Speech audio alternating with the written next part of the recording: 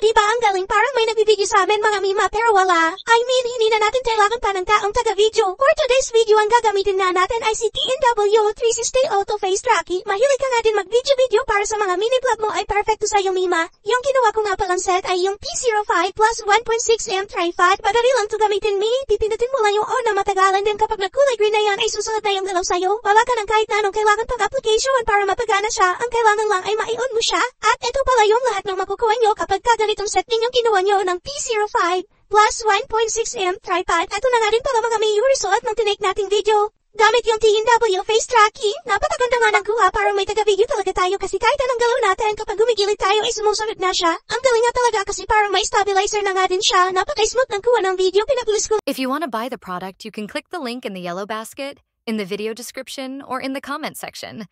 Please don't forget to follow and like for more lucky finds. See you next time.